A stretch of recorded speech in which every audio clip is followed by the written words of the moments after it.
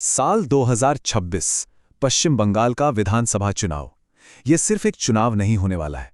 नहीं, ये तो राज्य की पहचान के लिए एक कह सकते हैं एक निर्णायक जंग है। यहां पर सत्ता का खेल इतना करीबी, इतना ज्यादा करीबी है कि एक एक वोट, जी हां एक एक वोट पूरे नतीजे को पलट कर रख सकता है। तो चलिए इस सियासी महासंग्राम की एक एक परत को खोलकर देखते हैं। देखिए, द इकोनॉमिक टाइम्स ने इसे बिल्कुल सही पकड़ा है। ये एक भयंकर चुनावी महासंग्राम है। ये सिर्फ पार्टियों के बीच की लड़ाई नहीं है। नहीं, ये विचारधाराओं, रणनीतियों और कह सकते हैं कि बंगाल की आत्मा के लिए एक संघर्ष है। तो सवाल ये है कि इस सियासी रणभूमि का मंच आखिर तैयार कैसे हुआ। चलिए सबसे पहले मिलते हैं उन मुख्य किरदारों से जिनके इर्द गिर्द बंगाल की राजनीति का ये पूरा चक्रव्यूह रचा गया है। तो मैदान में एक तरफ हैं ममता बनर्जी, जो 1.5 दशक से भी ज्यादा समय से बंगाल की सत्ता पर काबिज हैं। और उन्हें चुनौती कौन दे रहा है?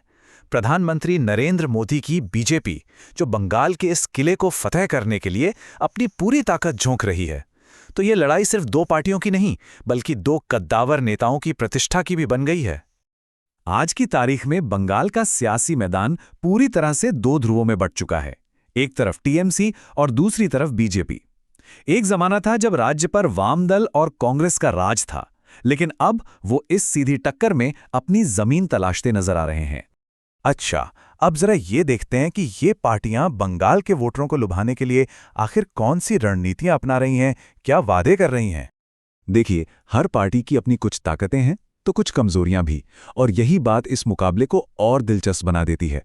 टीएमसी अपने जमीनी नेटवर्क और कल्याणकारी योजनाओं के दम पर मजबूत दिखती है, तो वहीं बीजेपी प्रधानमंत्री मोदी के चेहरे और हिंदुत्व की राजनीति पर बड़ा दांव लगा रही है। और इस दो तरफा लड़ाई के बीच वाम दल और कांग्रेस अपनी प्रासंगिकता बचाने के लिए जूझ रहे हैं। असल में ये लड़ाई दो बिल्कुल अलग-अलग राजनीतिक विचारधाराओं की है। एक तरफ टीएमसी का जोर वेलफेयर यानी कल्याणकारी योजनाओं पर है, तो दूसरी तरफ बीजेपी की पूरी रणनीति आइडेंटिटी यानी पहचान की राजनीति पर केंद्रित है, जिसमें समान नागरिक संहिता जैसे मुद्दे शामिल हैं। लेकिन इस पूरे चुनाव में एक ऐसा ट्विस्ट है, एक ऐसा मोड़ है जो सारे समीकरणों को बदल सकता है। एक ऐसी चीज जिसने इस पूरी चुनावी लड़ाई को एक नए और सच कहें तो एक विवादास्पद मोड़ पर लाकर खड़ा कर दिया है। और इसका नाम है स्पेशल इंटेंसिव रिवीजन यानी एसआईआर।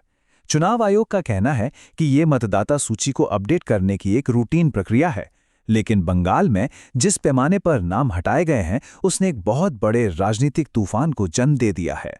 तो अब वो आंकड़ा देखते हैं जिसने सबको सच में सबको चौंका दिया है। 90.83 लाख। जी हां, लगभग 91 लाख नाम, मतलब करीब करीब 1 करोड़ लोगों के नाम वोटर लिस्ट से हटा दिए गए हैं। सोचिए, ये संख्या इतनी बड़ी है कि दुनिया के कई छोटे छोटे देशों की तो पूरी आबादी भी इतनी नहीं होगी। और अगर प्रतिशत में देखें तो ये आंकड़ा और भी ज्यादा चौंकाने वाला है। राज्य के कुल मतदाताओं का 11.85% हिस्सा लिस्ट से बाहर है। इसका मतलब क्या हुआ? इसका मतलब यह है कि हर 10 में से 1 से ज्यादा वोटर इस प्रक्रिया से सीधे तौर पर प्रभावित हुआ है। उनका वोट अब गिना ही नहीं जाएगा। और कहानी में एक और पेंच है। हटाए गए नामों के अलावा 27 लाख नाम ऐसे भी हैं जिनका भविष्य अधर में लटका है। वो अंडर एजुडिकेशन हैं, यानी वोटिंग के दिन तक ये साफ नहीं होगा कि उन्हें वोट देने का अधिकार मिलेगा भी या नहीं। तो अब इन सब बातों को जरा जोड़कर देखते हैं और ये समझने की कोशिश करते हैं कि इतने सारे वोटरों के नाम हटाए जाने का इस चुनाव पर इतना गहरा असर आखिर क्यों पड़ सकता है।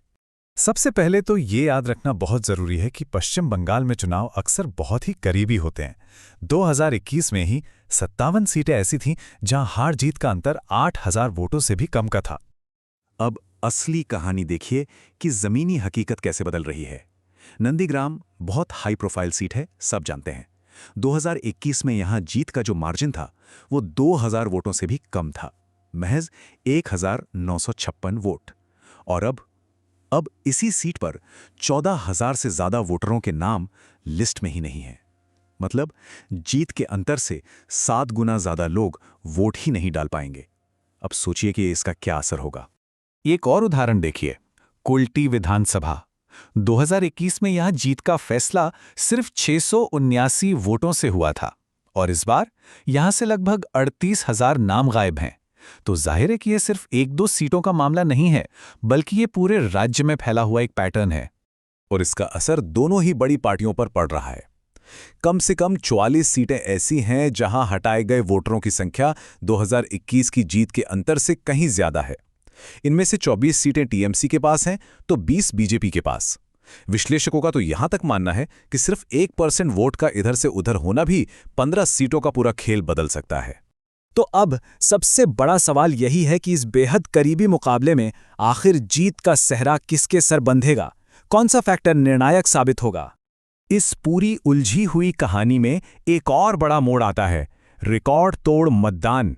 पहले चरण में 92.72% लोगों ने वोट डाला। ये आंकड़ा आजाद भारत के इतिहास में पश्चिम बंगाल का अब तक का सबसे ज्यादा मतदान प्रतिशत है। लेकिन इस भारी भरकम वोटिंग का मतलब क्या निकाला जाए? क्या ये किसी बड़े बदलाव का संकेत है या फिर कहानी कुछ और ही है?